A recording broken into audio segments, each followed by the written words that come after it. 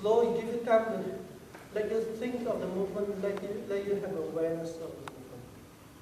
Okay. If you do it fast in the beginning, not focusing on the changes in the movement, then you would have what you say, an empty movement. A movement without substance. You don't have the details in it.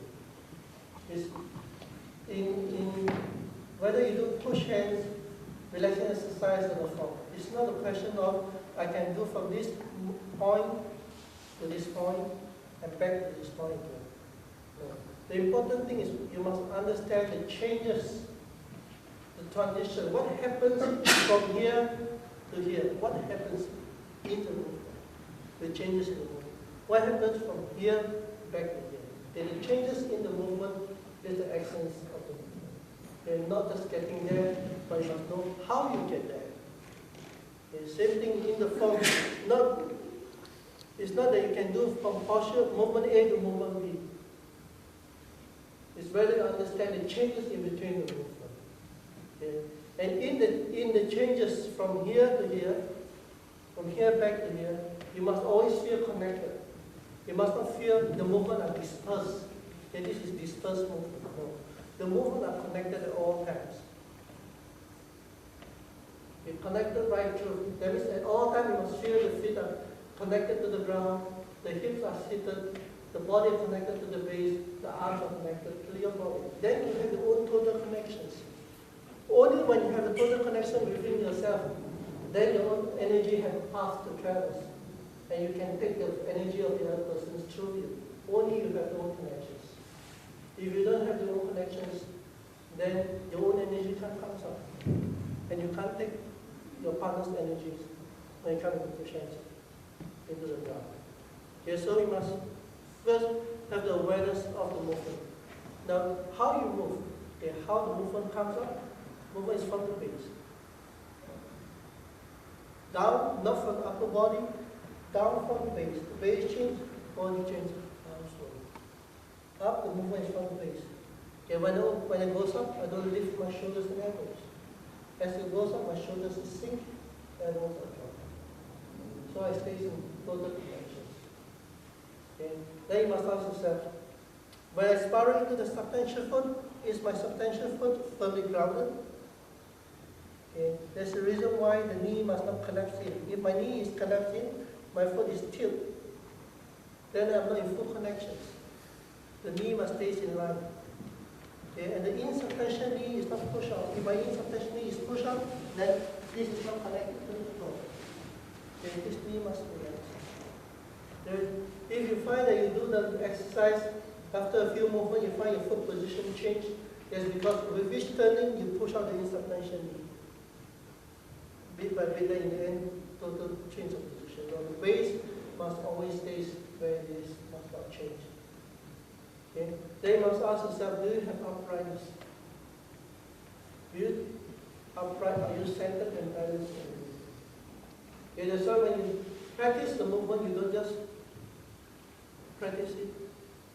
You must feel it, have awareness of it, and ask yourself, are you doing what you should be doing? Then you're checking your movement. Okay? Then slowly it became a habit, then it became natural. Okay, so try not just go through the movement, try to have awareness of what you're doing. If you find that what you do here will go into the forms. Okay, now we proceed into the Tai Chi forms. Now there's different types of Tai Chi forms, different styles, Yang style, Blue style, Song style, Chen styles. There's different kinds. Even the Yang style, you have the different movement, you have 37 movement, you have 100 movement, you have 48 movement, 68. The movement are created by people. It's a principle that's not important. You must remember that the form is only a set of movement created for you to learn how to synchronize with the body, the Tai Chi with. Be centered, balanced, connected in all circles. Okay. It's only a set of movement. In the end, you must be able to synchronize your body in any movement.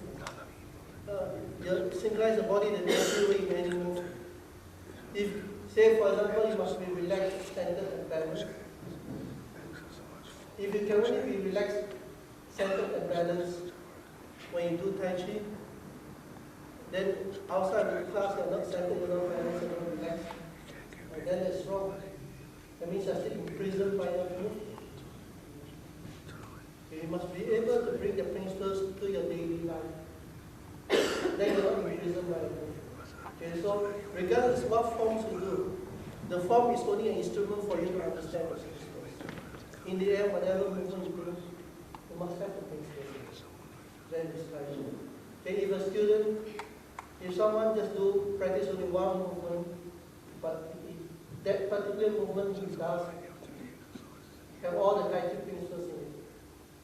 And another person practice the whole Tai Chi form, maybe the 100 movement in the form.